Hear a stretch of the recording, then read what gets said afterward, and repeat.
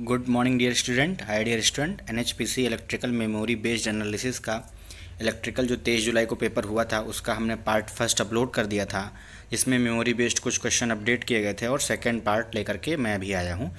Dear student, ये question मैं कहीं से याद करके नहीं लाया हूँ, कहीं से कुछ करके नहीं लाया हूँ। ये कुछ स्टूडेंटों के द्वारा भेजे गए क्वेश्चन हैं, कुछ किसी वेबसाइट के माध्यम से प्राप्त किए गए क्वेश्चन हैं और कुछ क्वेश्चन स्टूडेंटों के मेमोरी बेस्ड क्वेश्चन है। तो डियर स्टूडेंट, पार्ट फर्स्ट आप लोग अगर नहीं देखें हैं तो उसको ज़रूर देख लें और पार्ट सेकंड के लिए आप सब प्रिपेयर होकर के फिर से देखें। डियर स्टूडेंट, आप सब देख रहे होंगे मैंने एक इमेज अपलोड किया है। इसमें यहाँ से देखेंगे तो मैंने एक इमेज अपलोड किया है, ये दलाई लामा की। तो दलाई लामा की बुक से रिलेटेड एक क्वेश्चन था डियर स्टूडेंट, और उनको पूछा था उनकी आत्मकथा क्या है। तो एक क्वेश्चन यहाँ से आया था। दूसरा क्वेश्चन जो था डियर स्टूडेंट वो था max power transfer of DC motor. तो आप सबको पता है कि max power transfer of DC motor को कैसे निकालते हैं। तो E B equal to B/2 ऐसे निकालते हैं। तो एक क्वेश्चन इससे था। तीसरा क्वेश्चन था वाट मीटर का समेसन पूछा था, आप सब देख रहे होंगे। तीसरा क्वेश्चन आपका वाट मीटर का समेसन था, यहाँ से देखेंगे वाट मीटर का समेसन था। चौथा था वोल्टेज रेगुलेशन ऑफ अल्टरनेटर से क्वेश्चन था। एक क्वेश्चन अगर आपने लोगों ने ध्यान दिया होगा डियर स्टूडेंटों, तो ये H=I² भी था। और फिर dear student unit of flux density भी पूछा था, टेस्ला, ये भी पूछा था, आप अगर ध्यान दिए होंगे। और एक क्वेश्चन मीटर कांस्टेंट था मित्र, जो K=N/P/T होता है। तो एक क्वेश्चन इससे भी था। आप लोग जो स्टूडेंट पेपर दिए होंगे अगर उनको थोड़ा सा भी याद होगा तो वो इसको देखते ही उनको याद आ जाएगा कौन सा क्वेश्चन था कौन सा नहीं था। ये आपका फ्रीक्वेंसी वाला फार्मूला भी था। अच्छा, safe distance need below overhead line एक था, उसमें दिया हुआ था 1.25 मीटर, 2.5 मीटर ऐसे दे करके स्टूडेंट दिया हुआ था।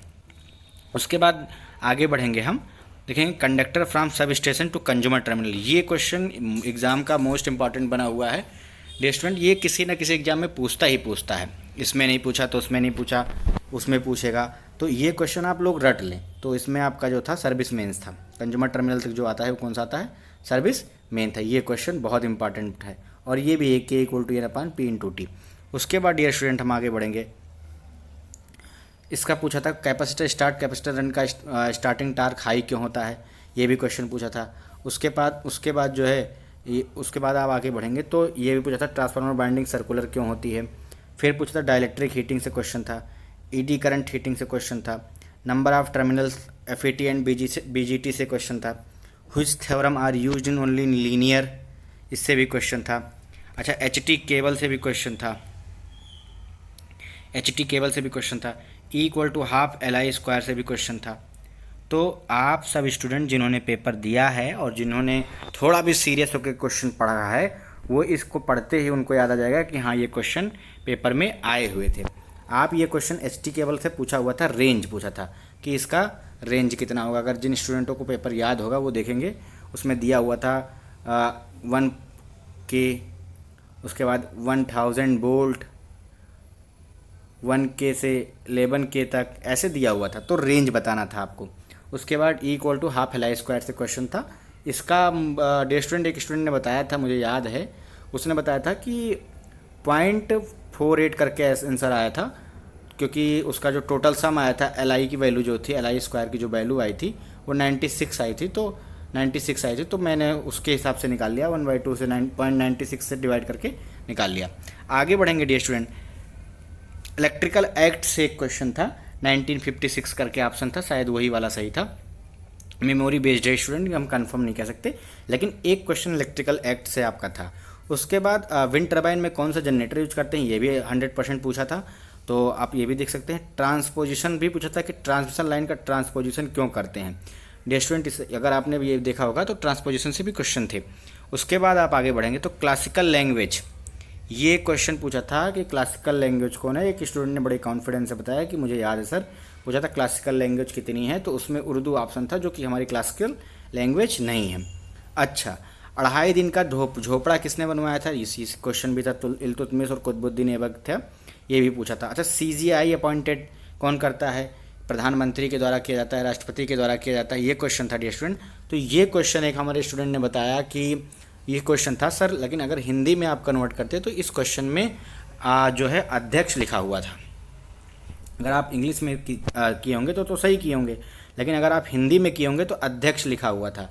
और अध्यक्ष, अगर अगर आप लोग जो है इसको इंग्लिश में करेंगे तो प्रेसिडेंट लिखा हुआ था, तो जिन स्टूडेंटों ने अध्यक्ष देखकर टिक नहीं मारा है, प्रधानमंत्री पर टिक मार दिया, उनका क्वेश्चन गलत हो गया। इंग्लिश से आपका नोट करके करते तो प्रेसिडेंट आपको ऑप्शन में होता, क्योंकि सीजीआई की जो अपॉइंटमेंट है वो शायद प्रेसिडेंट करता है। उसके बाद आपके पॉपुलेशन डेंसिटी से क्वेश्चन थे।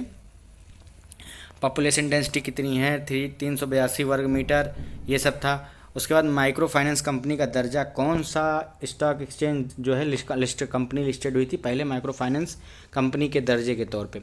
उसके बाद ये स्टूडेंट हम आगे बढ़ेंगे थोड़ा सा, तो हम ये समझेंगे कि क्वेश्चन का पैटर्न क्या था। डियर स्टूडेंट, आपका नॉन टेक जो हमारे जीके जीएस वाला पार्ट था वो बिल्कुल सिंपल था।